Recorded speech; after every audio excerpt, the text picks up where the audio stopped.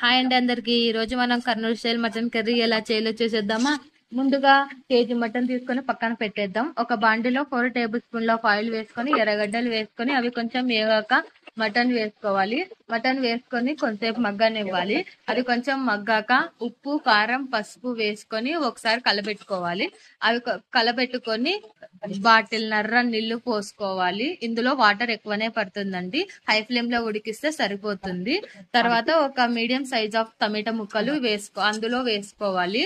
అవి కొంచెం ఉడికేటప్పుడు మనం ఫ్రెష్ గా అల్లం, వెల్లుల్లి, కొత్తిమీర దంచుకోవాలండి. ఫ్రెష్ గా వేస్తేనే ఇందులో సూపర్ ఉంటుంది. సో అవి అన్ని వేసుకొని దాంతో పాటు 2 కొబ్బరి పొడి, ధనియాల పొడి వేసుకొని ఇంకొంచెంసేపు ఉడకనివ్వాలి. అవి కొంచెం ఉడికాక ముక్కలు అనేవి బయటికి వచ్చే వరకు బాగా కుతకుతలాడుతూ ఉడకనిస్తూ ఉండాలి. మధ్యలో కలుపుకుంటూ ఉండాలి. కూర దగ్గరికి అయినాక గ్యాస్ ఆఫ్ చేస్తే ఇంకేంటి, మన mutton curry ready. Thanks for watching this video. Bye.